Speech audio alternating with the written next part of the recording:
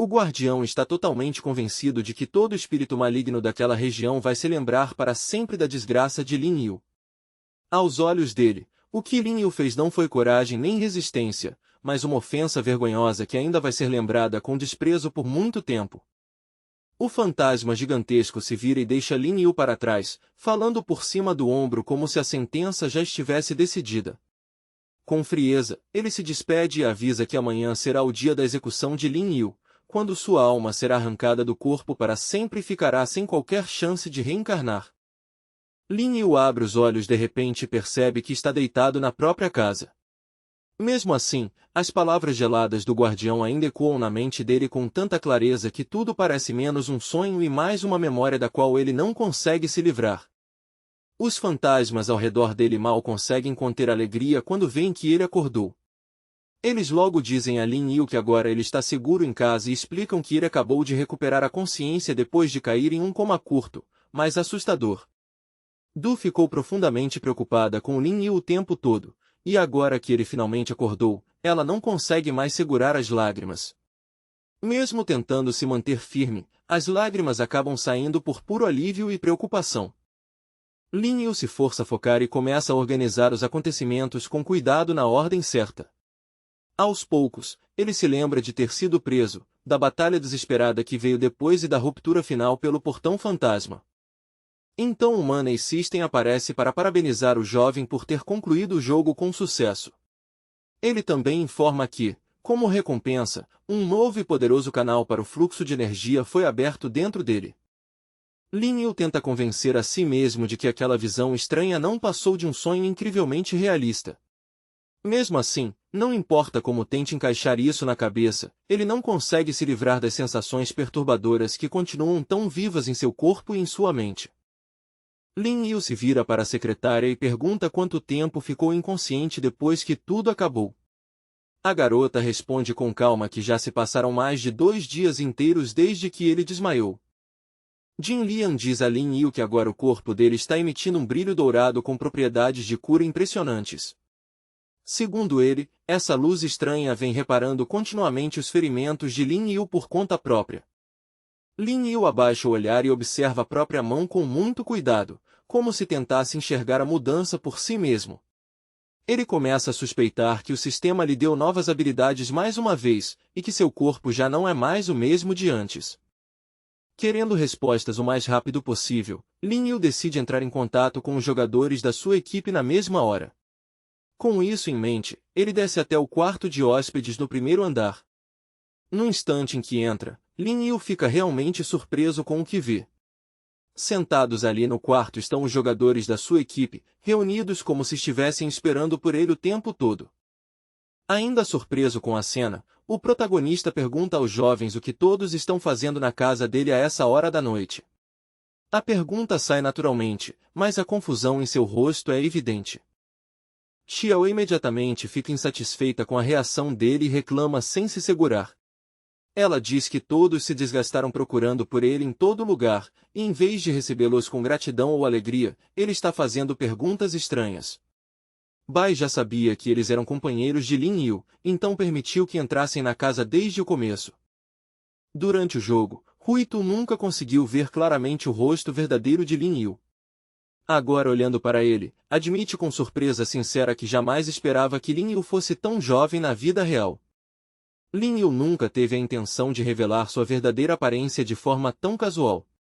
Mas, por causa dessa visita inesperada, a equipe agora já viu seu rosto real, e não faz mais sentido tentar esconder isso. Lin Yu pensa um pouco e decide que não tem nada importante para esconder desses novos amigos. Mesmo assim, ainda existe uma coisa que quer guardar para si, ele não tem vontade nenhuma de contar que é órfão. Bai pergunta ao jovem como ele está se sentindo agora, e sua voz traz uma preocupação verdadeira. Ela viu pessoalmente o quão grave foi o ferimento de Lin Yu durante a batalha, então não consegue deixar de se preocupar com o estado dele. Lin Yu responde em um tom relaxado, tentando não deixar ninguém mais preocupado do que já está. Ele diz que o ferimento não foi tão sério e que a lesão já está quase totalmente curada. Xiaowei conta animada que a equipe deles acabou ficando em primeiro lugar no ranking. Além disso, de acordo com os cálculos, mais de 20 jogadores estrangeiros foram eliminados ao longo do jogo. Lin Yu não fica especialmente abalado com a morte de um monte de canalhas que cavaram a própria ruína. O que realmente o incomoda é um problema maior: o jogo está deliberadamente incentivando as pessoas a se exterminarem. Bai explica que a liderança já está em contato constante com autoridades de outros países. Todo mundo está tentando encontrar algum tipo de solução pacífica para esse problema horrível antes que ele piore ainda mais. Xiaoi sugere que deixem esses assuntos pesados para depois e parem de estragar o clima por enquanto. Em um tom meio brincalhão, ela pede que Lin Yu haja como um anfitrião de verdade e receba bem seus convidados. Lin Yu imediatamente se vira para Du e pede que ela prepare uma boa refeição o mais rápido possível. Ele quer que todos se sentem juntos e comemorem direito o fato de terem sobrevivido ao jogo e voltado com vida. Felizmente, Du é uma cozinheira excelente e lida com o pedido sem dificuldade. Em um tempo surpreendentemente curto, ela prepara uma mesa farta e impressionante, cheia de comida, o bastante para deixar o ambiente todo acolhedor e animado. No meio da reunião, Xiaoli diz a Lin Yu que pretende sair do jantar mais cedo. Ela explica que já está tarde e diz que ainda tem assuntos urgentes para resolver. Lin Yu percebe na hora que Xiaoli parece estar de mau humor e claramente não está agindo como de costume. Em vez de pressioná-la na frente de todo mundo, ele a convida discretamente para dar uma caminhada com ele. Xiaoli imediatamente se anima e aceita o convite com felicidade.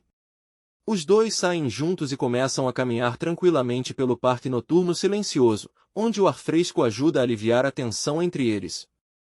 Enquanto andam sob as luzes da noite, Xiaoli acaba vendo o rosto de Lin Yu direito pela primeira vez. Para sua surpresa, ele é ainda mais bonito do que ela imaginava antes. Sentindo um pouco de culpa, Xiaoli pede que Lin Yu a perdoe por ter passado seu número de telefone e endereço aos outros membros da equipe.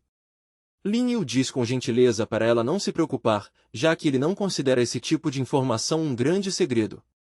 Um pouco de ciúme começa a surgir no coração de Xiaoli quando ela pensa em Bai e Xiaoi. Na cabeça dela, as duas são poderosas, competentes e Spirit Lords de alto rank, o que faz com que ela se sinta um pouco inferior em comparação. Depois de hesitar por um momento, Xiaoli pergunta diretamente a Lin Yu se secretária Bai é sua namorada. Ela tenta soar casual, mas a pergunta claramente importa mais para ela do que quer admitir. Lin Yu responde sem hesitar e deixa a situação bem clara. Ele diz que Bai é apenas sua secretária fantasma contratada, e que a relação entre os dois é puramente profissional e de trabalho. Ainda não satisfeita, Xiaoli dá mais um passo e pergunta de qual das garotas ao redor dele Lin Yu realmente gosta. A pergunta o pega um pouco de surpresa, e por um breve instante ele não sabe como responder. Xiaoli então agradece sinceramente a Lin Yu por todo o cuidado e ajuda que ele deu a ela. Enquanto fala, ela se lembra de que ele vem cuidando dela e ajudando desde a primeira missão que fizeram juntos. Lin Yu diz que fica feliz por ter conseguido ajudá-la e não faz grande coisa disso. Então, mudando um pouco de assunto, ele pergunta a Xiaoli se ela já tem uma arma de energia imprópria. Xiaoli admite que ainda não conseguiu uma arma pessoal. Lin Yu diz a ela que tem bastante material raro em mãos, e que, se um dia ela precisar de ajuda com isso, pode procurá-lo sem hesitar.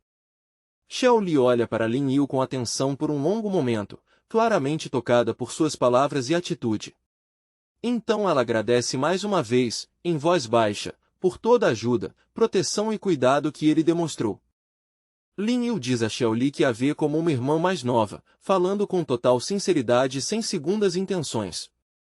Mas essa resposta deixa visivelmente decepcionada, porque no fundo ela esperava algo muito diferente.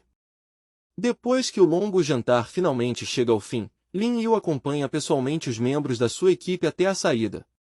Quando eles vão embora, ele decide que o que mais precisa agora é finalmente ter uma chance de descansar de verdade. Lin Yu se joga pesadamente em um sofá confortável e se afunda nele por um instante. Então ele chama o Money System, pretendendo dar uma boa olhada em seu status e em suas características atuais. O Money System informa que, depois de passar no teste final, ele agora está muito perto de obter o título de Ghost Hunter de 4º nível. É um grande avanço, mostrando quanto ele cresceu. Depois disso, o sistema lhe apresenta uma tarefa totalmente nova. Para concluí-la, ele precisa comprar um imóvel no Ghost World no valor de pelo menos 50 milhões de Min Coins. Lin Yu imediatamente começa a pensar em abrir uma loja comercial no outro mundo e fica avaliando essa ideia na cabeça. Querendo entender como isso deveria ser organizado, ele chama a secretária e pergunta se precisaria de uma licença e, em caso positivo, de qual autoridade ou empresa ela deveria ser obtida. A secretária explica que, no outro mundo, não existe lei de verdade no sentido humano comum. O que existe ali é apenas o poder das regras, e todo ser que vive lá está sob esse sistema, queira ou não. Bai continua dizendo que uma pessoa pode negociar até sem qualquer licença formal. No entanto, quem faz isso precisa estar preparado para a possibilidade de alguém mais forte simplesmente tentar tomar a loja à força. A secretária explica ainda que a maioria dos negócios funciona sem licença e depende puramente de reputação, autoridade e força. Mas, se alguém consegue uma licença, o dono ganha o direito de usar o poder das regras do Ghost World para defender esse negócio. Lin Yu então pergunta a Bai como espíritos podem ser presos se não existe nenhuma lei adequada para governá-los. Ela explica que as prisões são financiadas e mantidas por apoiadores poderosos, e que servem não tanto para criminosos de verdade, mas para aqueles que forças influentes querem remover. Por fim, Bai explica um último ponto importante sobre aquele mundo. Se alguém violar diretamente as regras mais básicas do Ghost World, nem vai precisar ser preso primeiro, o próprio sistema de regras vai agir imediatamente para destruí-lo. Lin Yu entendeu isso na hora. No outro mundo, a ideia de lei praticamente nem existia. Pelo jeito, aquele idiota ainda não tinha aprendido nem a regra mais básica para sobreviver por lá, muito menos como o poder realmente funcionava. Lin Yu viu a secretária sair e ficou pensando em silêncio. Ele sabia muito bem que tocar um negócio de minério mágico sozinha seria extremamente difícil para ela, então já estava planejando contratar em breve um grupo de espíritos de baixo nível para ajudá-la. Ele só podia torcer para que Zhu Jian e os outros espíritos já tivessem conseguido escapar da prisão a essa altura. Se eles tivessem saído em segurança, Lin Yu pretendia entrar em contato com eles logo e oferecer um trabalho de verdade.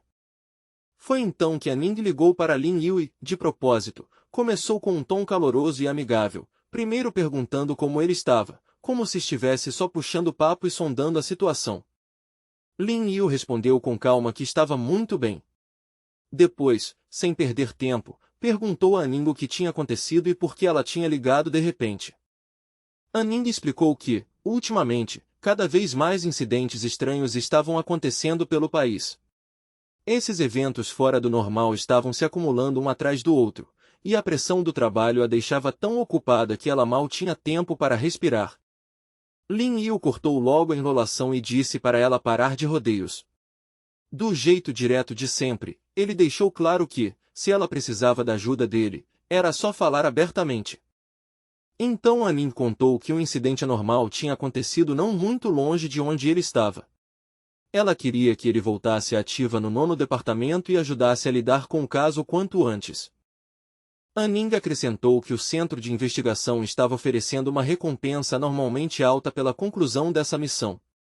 Ao ouvir isso, Lin Yu ficou um pouco irritado, porque para ele era óbvio que ela ainda não entendia que dinheiro sozinho nunca seria suficiente para convencê-lo. Ela logo continuou e explicou os detalhes. Em uma pequena vila próxima, apareceu algo parecido com um vampiro, e aquilo já tinha começado a atacar pessoas. O centro de investigação suspeitava que, na verdade, se tratava de um fantasma que se alimentava de sangue. Essa informação finalmente chamou toda a atenção de Lin Yu. No instante em que ouviu isso, ele passou a acreditar que o capitão da equipe americana talvez ainda estivesse vivo afinal. Aning agradeceu a Lin Yu por estar disposto a ouvir e apoiar o caso. Agora falando de forma mais séria, ela lembrou que muitas vidas estavam em jogo e explicou o incidente com ainda mais detalhes. Depois disso, Aning afirmou que o centro de investigação estava preparado para pagar 5 milhões pela missão. Lin Yu nem piscou antes de aumentar o preço na hora e exigir 30 milhões com firmeza. Para surpresa dele, Aning aceitou as condições sem enrolar. Ela se levantou agitada e falou com ainda mais emoção do que antes, enfatizando quanto a situação tinha se tornado urgente e perigosa, e depois prometeu que mandaria muito em breve todos os detalhes do incidente. Na verdade, Lin Yu nunca esteve interessado no dinheiro em si. O que realmente importava para ele era impedir o capitão da equipe americana antes que aquela pessoa causasse problemas ainda maiores. Mais tarde, Lin Yu caminhou sozinho pelas ruas vazias da pequena cidade. O lugar estava tão deserto que o silêncio parecia normal, e ele não conseguiu deixar de se perguntar por que não havia uma única pessoa à vista ao seu redor. Pouco depois, ele chegou à porta de uma casa antiga com aparência muito velha. Erguendo a mão, Lin Yu bateu forte várias vezes e depois ficou ali em silêncio, ouvindo e esperando alguém lá dentro responder. Depois de um momento, um velho frágil, com um rosto doentio, apareceu na janela e perguntou o que Lin Yu queria. Lin Yu explicou que estava procurando a casa do chefe da vila e se apresentou como alguém do centro número 9, que estava investigando os assassinatos do vampiro. Ao ouvir isso, o chefe da vila imediatamente abriu um sorriso acolhedor. Ele cumprimentou Lin Yu com educação e o convidou para entrar sem a menor hesitação. Mas, no exato instante em que Lin Yu cruzou a entrada, seus olhos se estreitaram. Por todo o cômodo, caixões tinham sido colocados um após o outro em uma quantidade chocante, transformando a casa inteira em um lugar pesado, sombrio e profundamente perturbador. Lin Yu olhou ao redor para os muitos caixões e perguntou ao chefe da vila por que tanta gente tinha morrido. Ele queria confirmar se todos os mortos ali dentro eram vítimas do vampiro, e o chefe respondeu de forma sombria que era exatamente esse o caso. O chefe da vila se virou de novo para Lin Yu com olhos cansados e ansiosos. Seu rosto estava cheio de preocupação quando disse que realmente esperava que esse jovem pudesse ajudar os moradores e pôr fim ao pesadelo deles. Em seguida, o chefe chamou seu filho em voz alta e mandou que ele preparasse um chá para o convidado.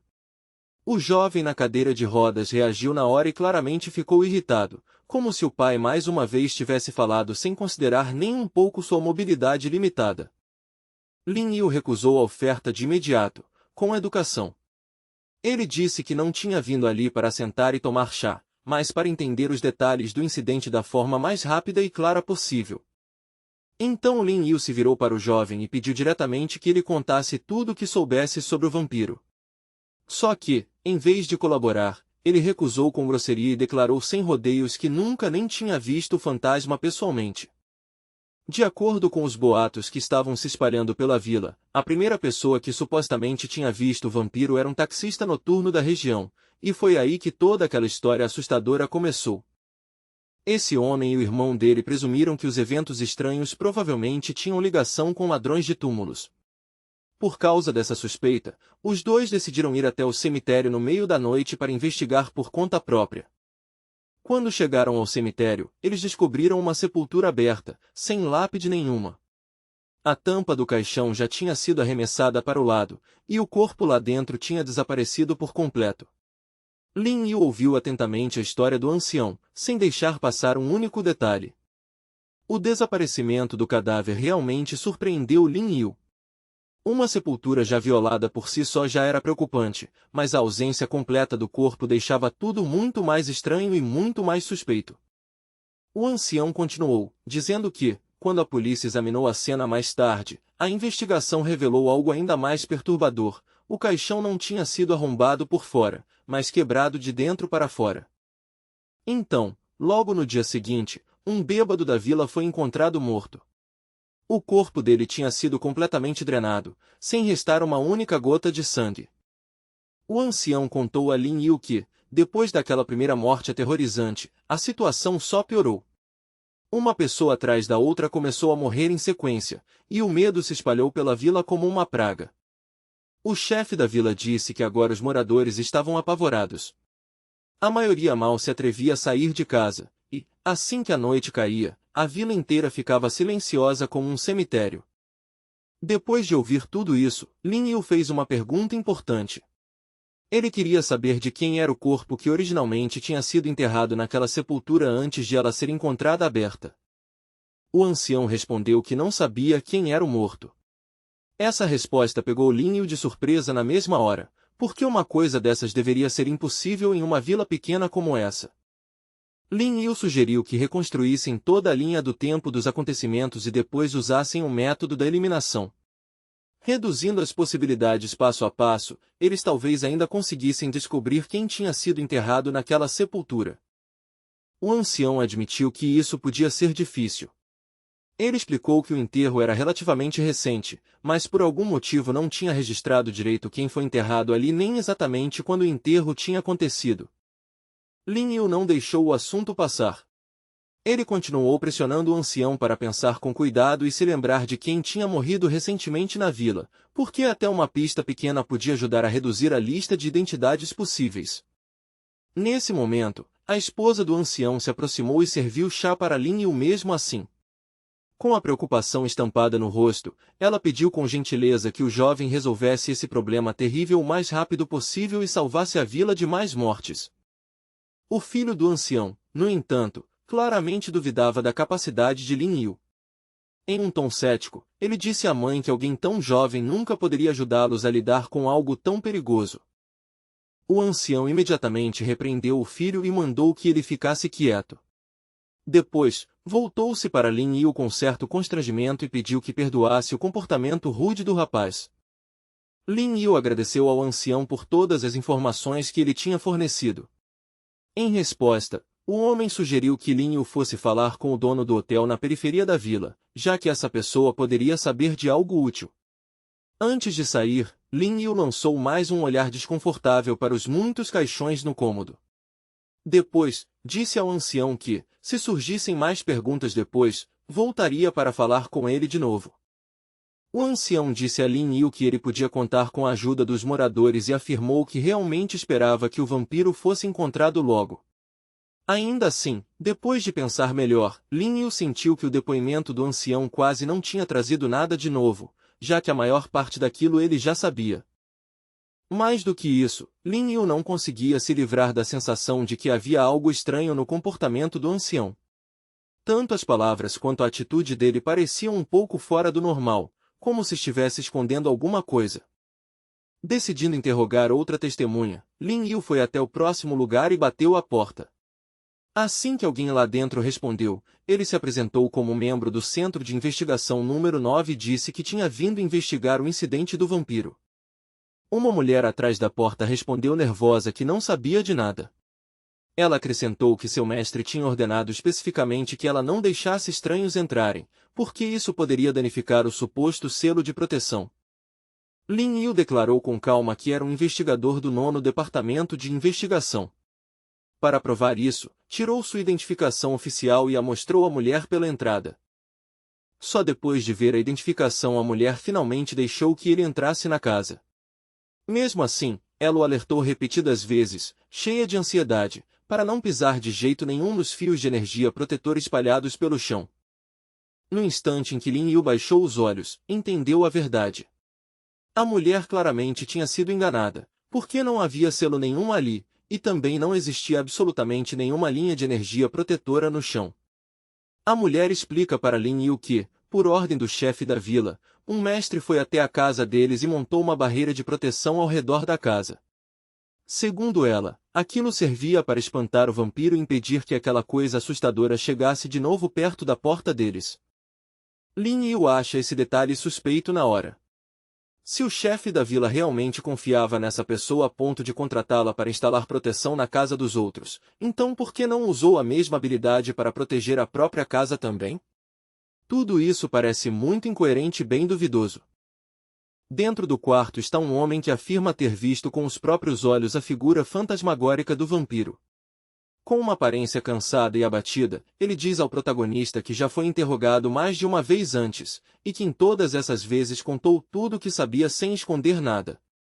Lin Yu observa com preocupação o rosto pálido e doentio do homem. Vendo como ele parece fraco e instável, aconselha seriamente que ele não espere mais e vá ao hospital o quanto antes que seu estado piore ainda mais.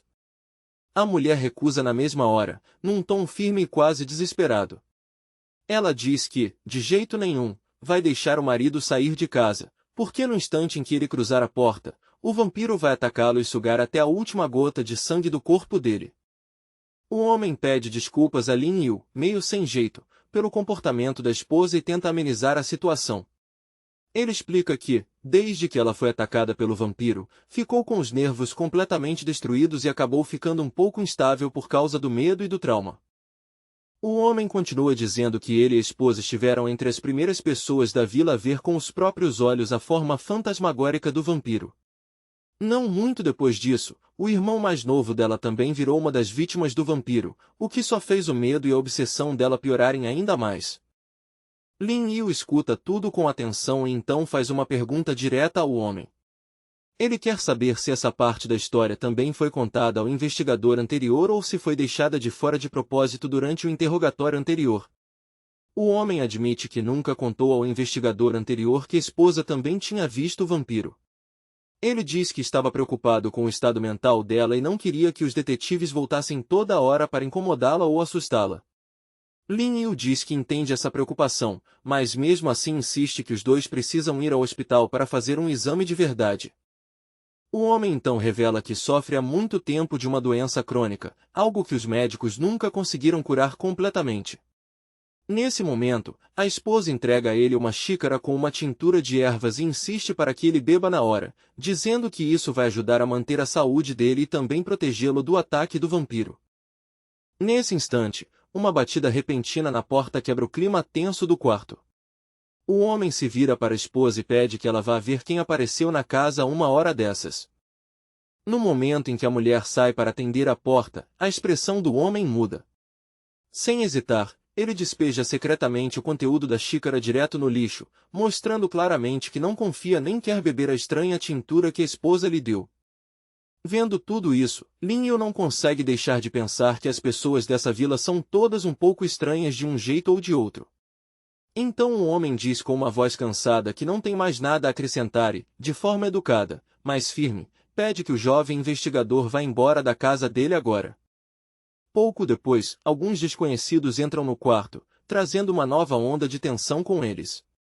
Uma das mulheres pergunta na mesma hora se o selo de proteção colocado na casa ainda está funcionando direito e se continua sendo eficaz contra o vampiro. Lin Yu logo percebe que os recém-chegados são Tianshu e Rui Tu. Pela vila, esses dois jovens são conhecidos como especialistas nesse tipo de proteção espiritual e costumam ser chamados quando alguém precisa de selos ou barreiras instalados. Os dois jovens mestres ficam visivelmente surpresos ao encontrar Lin Yu ali antes deles. Olhando para ele com confusão, perguntam na mesma hora o que exatamente ele está fazendo naquela casa e por que apareceu bem no meio desse caso. O homem da casa de repente fica agitado e tenta expulsar os jovens dali. A esposa corre para acalmá-lo e lembra que ele deve tratar os mestres com educação. Mas o homem está convencido de que esses jovens não passam de farsantes tentando enganar os moradores da vila. Num acesso de raiva, ele ergue a xícara como se fosse jogá-la neles. Lin Yu reage na hora, segurando o pulso do homem antes que ele consiga ir além, impedindo o ataque ali mesmo e exigindo com firmeza que ele se acalme e pare de agir de forma tão agressiva. Vendo que a situação está prestes a virar um conflito aberto, Tianshu e Rui Tu decidem com sabedoria não ficar mais ali. Eles dizem que precisam resolver outros assuntos com urgência e, antes de sair, tranquilizam a mulher, afirmando que o selo de proteção da casa está em perfeito estado e não foi danificado. Lin Yu também se prepara para sair depois de perceber o clima. Ao notar que o homem já não está mais disposto a compartilhar nada útil e que forçar a situação só vai piorar tudo, ele decide continuar a investigação em outro lugar e buscar novas pistas. Pouco antes de ele ir embora, o homem para Lin Yu e dá uma última sugestão. Ele aconselha que ele interrogue a dona da estalagem, dizendo que a aparência e o físico geral da mulher são estranhamente parecidos com os de um fantasma, algo que sempre o deixou inquieto. Lin Yu sai para a rua da vila, onde Tianshu e Rui Tu já estão esperando por ele do lado de fora. Os dois jovens logo se aproximam apressados, claramente curiosos, e perguntam como ele foi parar ali antes deles. Lin Yu explica com calma que está ali a trabalho oficial e conduzindo a investigação em nome do Ning Department. Ao ouvir isso, os dois ficam mais sérios na hora e oferecem ajuda abertamente, dizendo que estão dispostos a auxiliá-lo no caso. Tianshu e Rui Tu então admitem por que vieram tão rápido para a vila. Eles ouviram dizer que havia uma recompensa em dinheiro para quem resolvesse esse incidente misterioso. Então, assim que souberam da notícia, correram para lá sem perder tempo.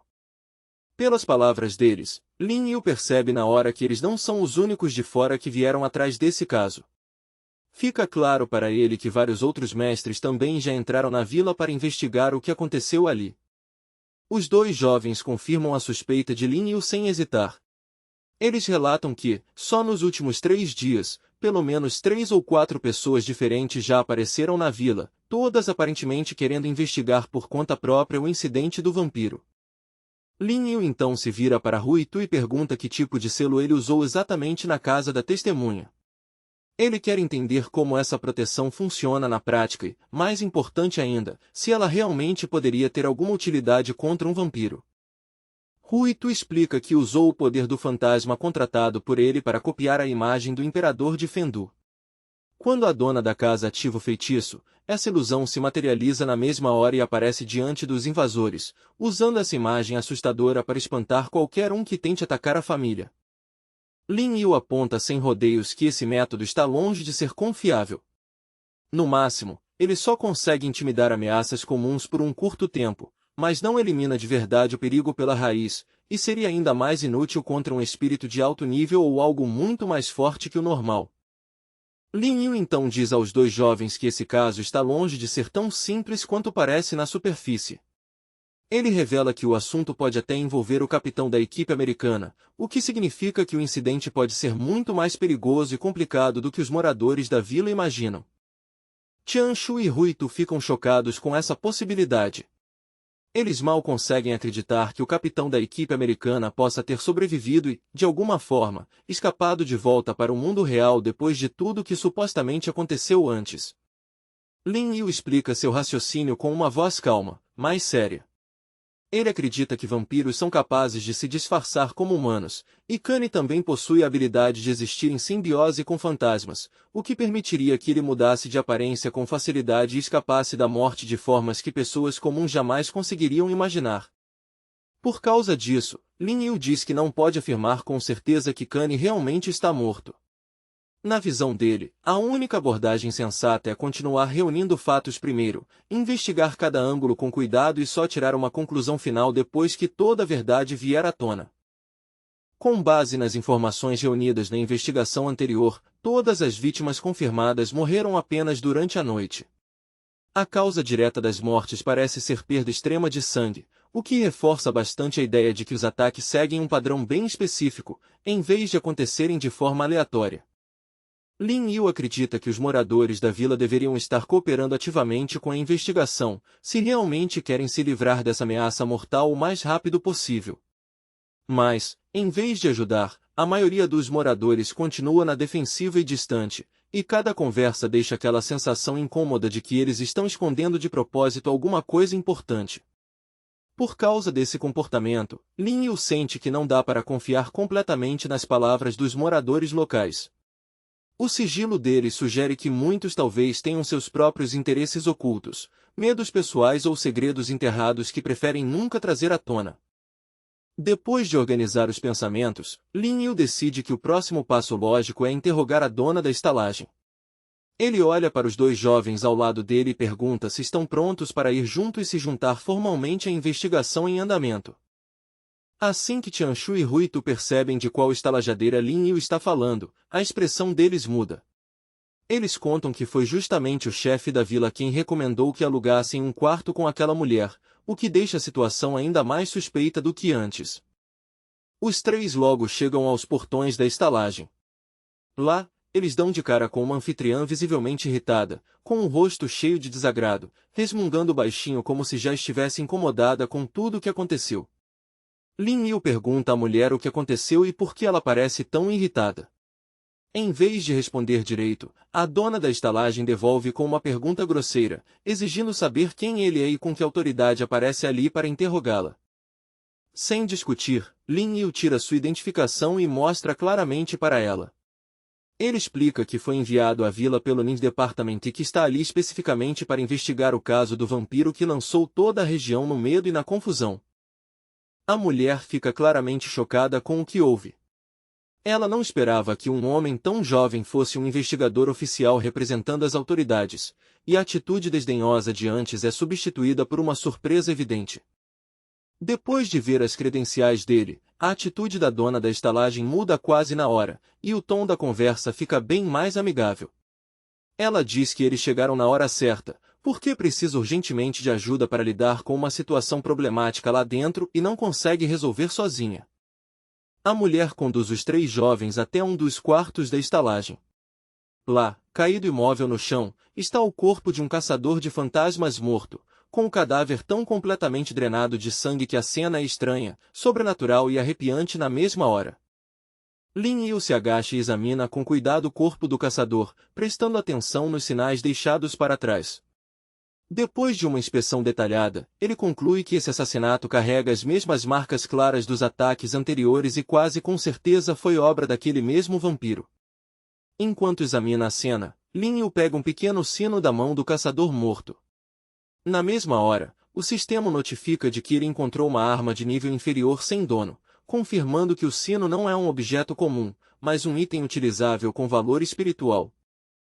Huitu diz que ele e Tianshu estavam hospedados no quarto logo abaixo do quarto do caçador morto.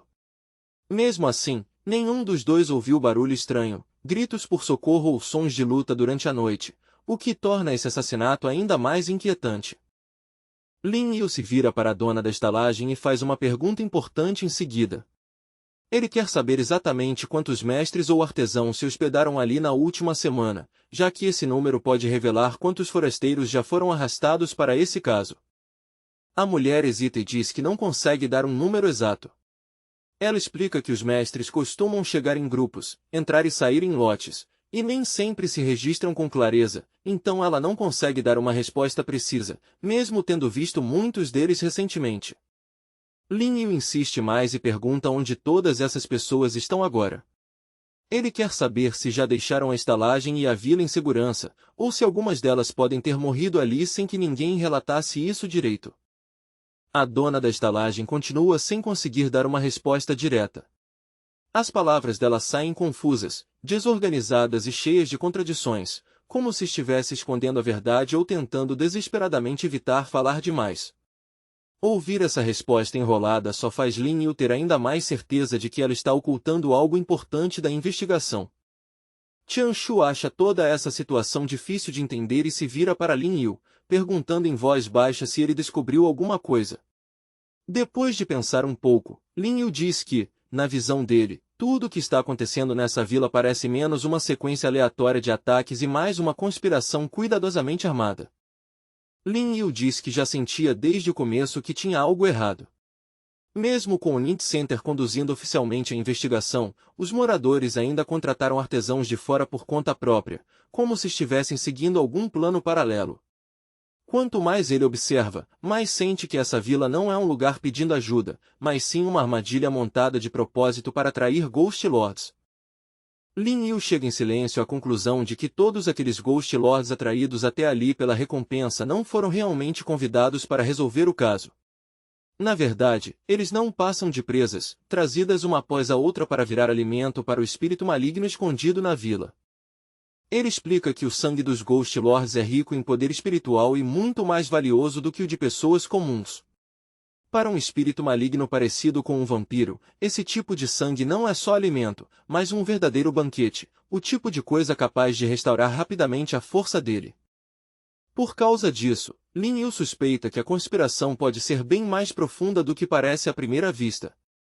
No pior cenário, todos os moradores da vila podem estar trabalhando com o assassino, e até os artesãos que vieram antes talvez já tenham sido puxados para dentro do mesmo esquema oculto. Lin Yu decide rápido que agora não é a hora de expor o que sabe. Ele não pode agir de forma direta demais nem deixar que as pessoas por trás disso percebam que ele já entendeu tudo. Por enquanto, precisa ficar em silêncio, esconder o que realmente pensa e fingir que não sabe de nada. Na visão de Lin Yu, lidar com gente ardilosa usando ações diretas e sem pensar quase nunca funciona.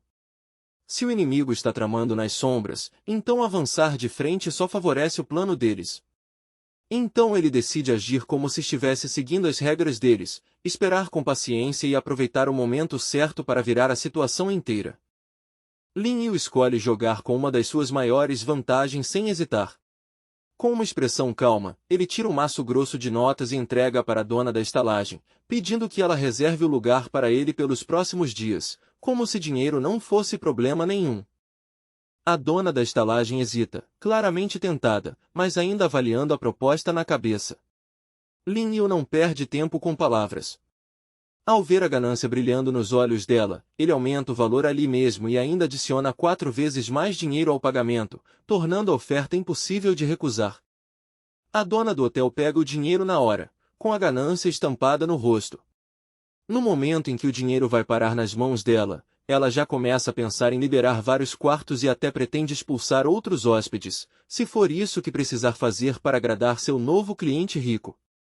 Lin Yu a impede antes que ela coloque essa ideia em prática. Ele diz que não precisa expulsar ninguém, explicando que alugou a estalagem já contando com os hóspedes que estão ali. Ele claramente quer o lugar cheio, não vazio, e suas palavras deixam claro que existe outro objetivo por trás disso. Lin Yu já decidiu atrair o maior número possível de mestres e acelerar a investigação. Na frente de todo mundo, ele de repente joga dinheiro para o alto e anuncia em voz alta que a recompensa por resolver o caso agora subiu para 10 milhões, transformando a estalagem inteira num alvoroço na mesma hora. Tianshu e Ruito ficam olhando sem acreditar. Mesmo agora, eles ainda mal conseguem processar o fato de que Lin Yu é absurdamente rico desse jeito. Vendo ele gastar somas enormes de forma tão casual, os dois sentem que estão ao lado de alguém muito mais exagerado do que imaginaram no começo. Pela dona da estalagem, Lin Yu descobre um detalhe importante. Ela hospedou exatamente 10 mestres no total. Agora, além do homem morto que eles já encontraram no quarto, existem mais 3 caçadores desaparecidos sem nenhuma explicação clara, o que deixa a situação ainda mais alarmante. Não demora muito, e uma jovem bonita se aproxima de Lin Yu com uma animação evidente no olhar. Ela diz que também quer se inscrever para a investigação, acrescentando que o Center nunca publicou uma missão tão lucrativa antes, e claramente não quer perder essa chance. Lin Yu não perde tempo e a convida para se registrar na hora. Com calma, ele entrega um formulário de inscrição e manda que ela preencha logo, num tom casual, mas eficiente, como se estivesse montando de propósito uma rede cada vez maior ao redor do que quer que esteja escondido na vila. A garota se apresenta como Bida.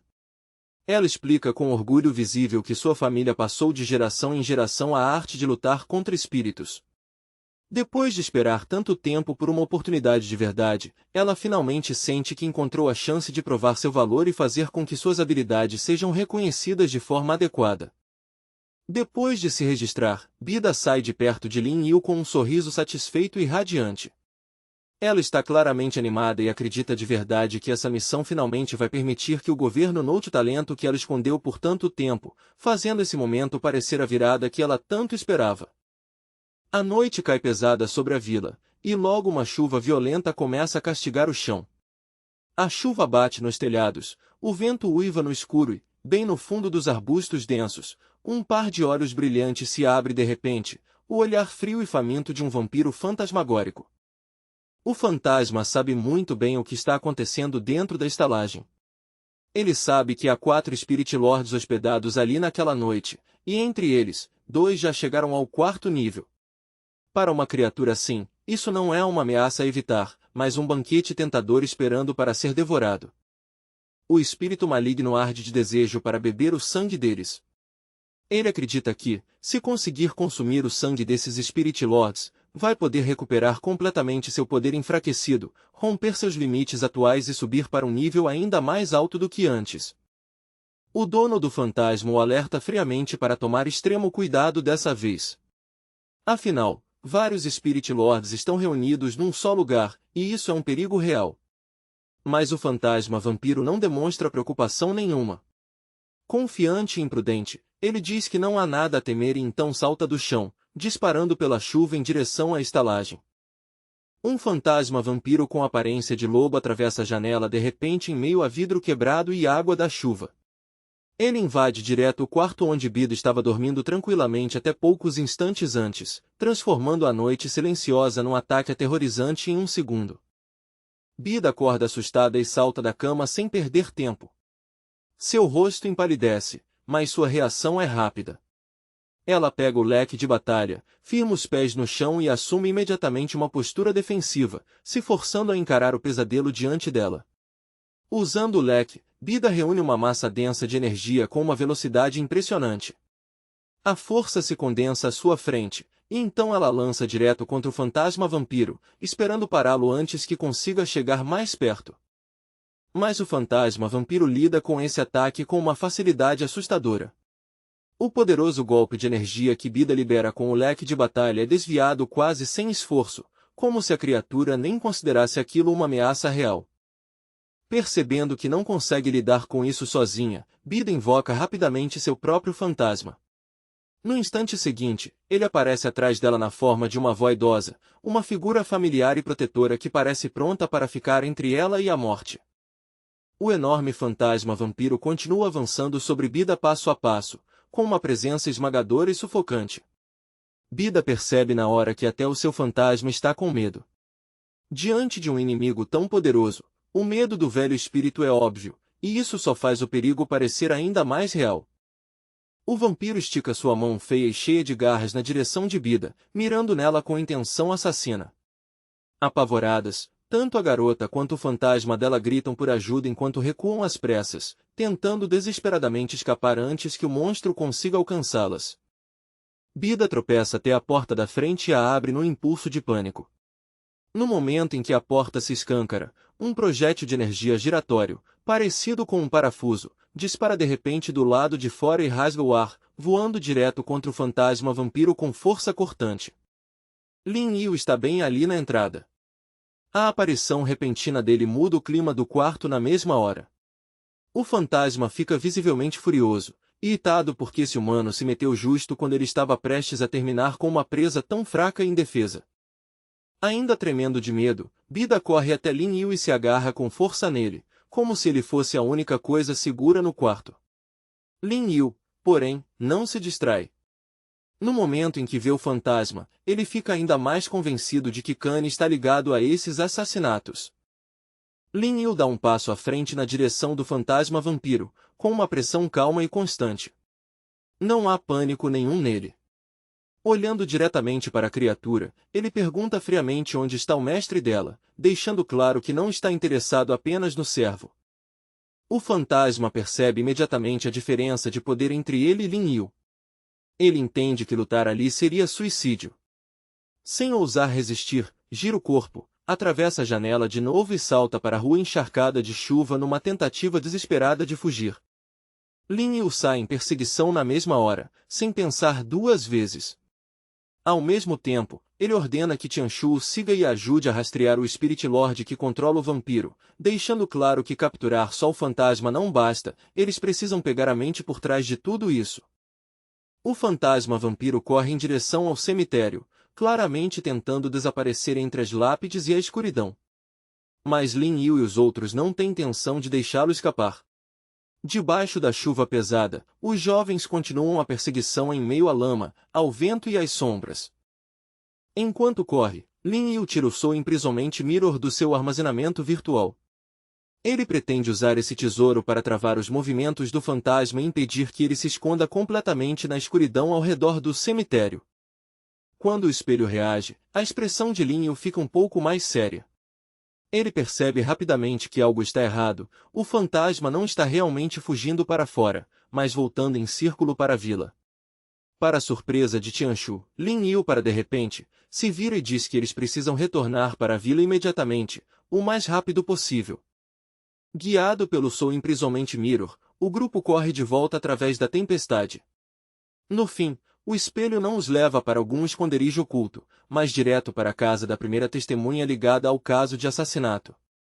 Lin Yu estreita os olhos e observa o espelho com atenção. Então seu rosto muda levemente de surpresa. O espelho já não reflete mais a aura do fantasma vampiro, como se aquilo que eles estavam perseguindo tivesse simplesmente desaparecido sem deixar rastro. Sem perder mais um segundo, Lin Yu invade a casa.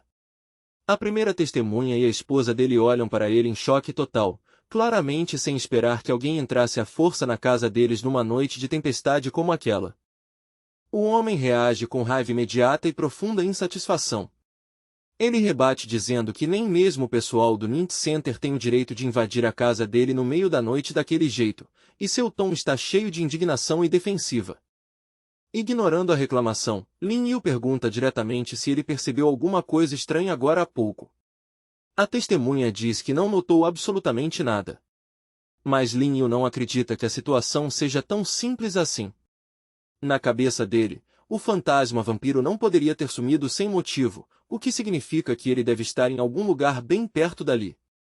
A primeira testemunha e a esposa insistem de novo que não viram nada de incomum.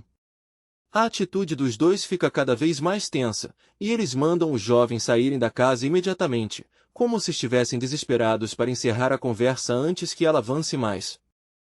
Nesse momento, Lin Yu percebe uma xícara escorregando das mãos da mulher. Quando ela inclina e cai, um cheiro familiar chega até ele, algo tão reconhecível que o atinge quase na mesma hora. O cheiro é forte, metálico e dolorosamente familiar. A xícara bate no chão e se despedaça. O líquido dentro dela se espalha pelo piso numa mancha vermelha escura. Tianshu avisa imediatamente a Lin Yu que agora já está óbvio, havia sangue naquela xícara. O olhar de Lin Yu se volta lentamente para o homem. Passo a passo, ele se aproxima, com a expressão ficando mais fria e pesada.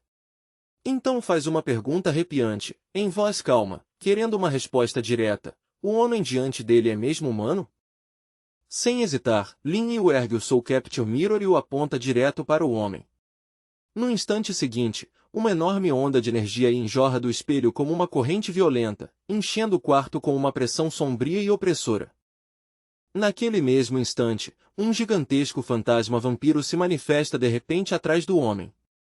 Sua forma surge como uma sombra oculta sendo finalmente arrastada para a luz, confirmando a verdade aterrorizante de que algo monstruoso esteve escondido ali o tempo todo. Lin Yu finalmente entende por que o Soul Capture Mirror não conseguiu localizar o fantasma logo de cara. A resposta estava escondida desde o começo. Esse espírito maligno nunca esteve apenas vagando por perto, ele vivia em simbiose com um hospedeiro humano desde o início, se misturando de forma tão perfeita que até rastreá-lo ficou difícil. O homem chama o fantasma vampiro com urgência, ordenando que ele volte imediatamente e não fuja mais. A voz dele soa tensa e desesperada, como se a presença do fantasma fosse a única coisa impedindo que o mundo desmoronado dele desabasse de vez. Lin Yu imediatamente puxa a grave a tercear, com a expressão ficando fria e afiada. Ao mesmo tempo, o homem se joga para frente numa tentativa de impedi-lo, claramente querendo ganhar tempo para o fantasma vampiro escapar da casa. Com a lança apontada direto para a primeira testemunha, Lin Yu avisa num tom duro e sem piedade que ele não deve esperar simpatia. Aos olhos de Lin Yu, esse homem já não é mais uma vítima inocente, mas um cúmplice voluntário que ajudou o assassino a cometer esses crimes. O homem não demonstra medo da morte nem um pouco. Com amargura, ele admite que, sem o fantasma vampiro, nunca teria conseguido continuar vivendo neste mundo. Só entrando em simbiose com aquele espírito maligno ele pôde sobreviver, mesmo que isso transformasse em algo distorcido. Lin Yu não hesita. Ele balança a lança com força brutal, atingindo o homem com tanta violência que o arremessa para o lado antes de ele cair pesadamente no chão. O impacto faz desmaiar na hora, e o quarto de repente fica em silêncio, restando só o eco do golpe. Lin Yu olha para a janela destruída, por onde a chuva e o vento da noite ainda entram. Nesse instante, ele percebe que o fantasma vampiro já fugiu e agora está correndo de volta para seu verdadeiro mestre, em vez de ficar para trás protegendo esse peão. Usando o Faraos Bandage, Lin Yu amarra o homem com firmeza enquanto sente com cuidado o estado do corpo dele. O que ele percebe ali dentro é só decadência, sujeira e energia negativa. Fica óbvio que esse homem não é um mestre dos espíritos, mas apenas um servo miserável sendo controlado por um fantasma. Lin Yu então ordena que a mulher também seja amarrada. Ele não pretende soltá-la por enquanto, porque sabe que ela ainda pode estar escondendo informações úteis, e planeja interrogá-la direito mais tarde, quando chegar a hora. Depois de controlar a situação, Lin Yu joga a primeira testemunha desacordada sobre o ombro como se estivesse carregando peso morto. Sem perder mais tempo, ele sai para a rua, levando seu prisioneiro com uma calma assustadora. Lá fora, ele encontra Ruitu e Bida, que estavam patrulhando por perto. Lin Yu olha para os dois e pergunta na hora como as coisas estão do lado deles, com um tom firme e profissional, mesmo carregando um prisioneiro amarrado no ombro. Ruitu informa que a vila continuou tranquila e que nada fora do normal aconteceu durante a patrulha. Então ele percebe o prisioneiro amarrado pendurado no ombro de Lin Yu e logo assume que Lin Yu já capturou o assassino por trás dos crimes recentes. Lin Yu balança a cabeça e deixa a situação clara. Ele diz que esse homem é só um capanga, nada mais, e que a verdadeira pessoa puxando os fios por trás de tudo isso ainda está por aí, esperando para ser encontrada. Bida fica chocada ao descobrir que Lin Yu é na verdade o jogador conhecido pelo apelido Imperor. A revelação a atinge em cheio, e ela encara ele de olhos arregalados, claramente percebendo que o jovem diante dela é muito mais importante do que pensava no começo. Lin Yu agradece a Bida pela ajuda de antes e diz que vai dar uma recompensa a ela um pouco mais tarde. Bida fica ali olhando enquanto ele e os outros seguem em frente, com o olhar preso nele, incapaz de desviar daquela presença esmagadora que ele carrega com tanta naturalidade. Quanto mais Bida pensa nele, mais chocada ela fica. Lin Yu é assustadoramente forte, absurdamente rico e ainda por cima tão jovem que isso quase parece injusto. Para ela, ele parece o tipo de pessoa que existe muito acima das pessoas comuns. Sem conseguir se segurar, a garota corre atrás de Lin Yu de repente. Ao alcançá-lo, pergunta com entusiasmo se ele deixaria que ela entrasse para a equipe dele, com a voz cheia de esperança e animação, como se temesse perder essa chance rara. Mais tarde, Lin Yu se senta bem na frente da primeira testemunha amarrada, preparando-se para interrogá-la de verdade. A postura dele é calma, mas a pressão ao redor é pesada, deixando claro que essa conversa não vai ser nada amigável. O homem diz com uma confiança sombria que o fantasma vampiro pode ter ido embora por enquanto, mas mais cedo ou mais tarde vai voltar. E quando isso acontecer, segundo ele, vai acabar com todos esses jovens um por um, sem deixar ninguém vivo. Lin Yu olha para ele e faz uma pergunta simples, mas certeira. Se esse fantasma é realmente tão poderoso quanto ele diz, então por que fugiu no instante em que viu Lin Yu, em vez de ficar ali para lutar? A primeira testemunha fica em silêncio ao sentir de perto a aura aterrorizante irradiando de Lin Yu. Naquele momento sufocante, ele finalmente entende uma coisa com clareza: esse jovem diante dele é mais forte do que o mestre em quem ele depositou toda a esperança. Lin Yu ergue o sino de invocação espiritual e o aproxima do ouvido do homem. Então, com controle firme, começa a usar o poder dele para puxar o homem cada vez mais fundo para um estado atordoado, quase hipnótico, onde resistir fica mais difícil a cada segundo. As ondas mágicas estranhas liberadas pelo sino se espalham pelo quarto inteiro como água invisível. Elas invadem a mente do homem, esmagam sua resistência e paralisam aos poucos sua vontade, até que ele já não consegue mais proteger os próprios pensamentos direito. Quando a mente do homem fica enfraquecida, Lin Yu faz a pergunta de verdade: quem está por trás do fantasma? Sem conseguir mais se controlar, o homem solta a verdade e diz que o filho do chefe da vila é quem está por trás de tudo. O homem revela que ele e o irmão mais novo tinham planejado contar tudo ao chefe da vila. Mas assim que o chefe descobriu a verdade, agiu primeiro e tentou matar a primeira testemunha para apagar as provas e enterrar o caso de vez. Não muito tempo depois, o filho do chefe da vila foi pessoalmente até ele e revelou que era o verdadeiro dono do vampiro. Então fez uma proposta ao homem: se cooperasse com ele, em troca ajudaria a livrá-lo da doença que estava consumindo sua vida. O fantasma vampiro então mordeu a primeira testemunha e lhe deu a habilidade anormal de absorver vitalidade do sangue. Esse poder horrível virou a coisa que o mantinha vivo, mas também o arrastou cada vez mais para algo sombrio e desumano. O homem admite que aceitou essa conspiração criminosa e se obrigou a viver com o fato de que tinha se tornado um monstro só para sobreviver. No fundo, ele sabia desde o começo que essa escolha o destruiria para sempre. Mas no fim, o medo de morrer foi mais forte do que qualquer culpa ou arrependimento que sentia. Juntando todas as peças, Lin Yu percebe que foi a primeira testemunha quem matou o próprio irmão, numa tragédia que destruiu a mente da esposa e a levou à loucura.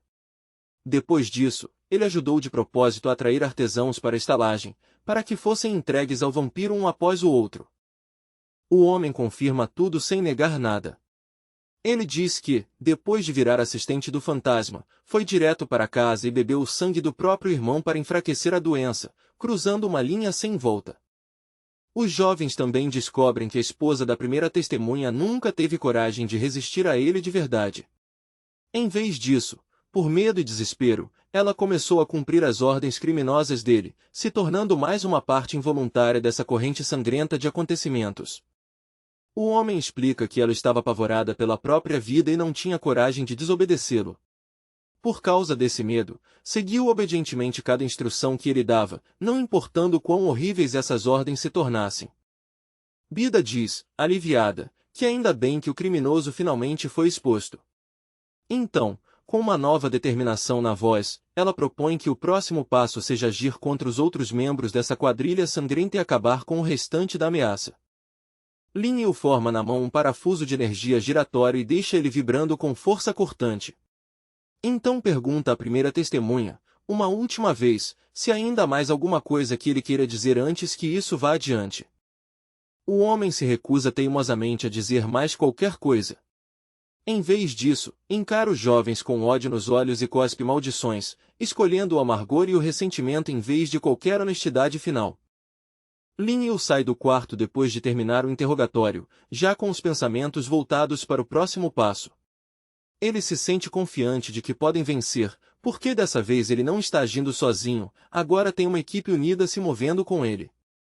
Lin tem certeza de que, juntos, eles podem lidar com qualquer coisa que vier a seguir.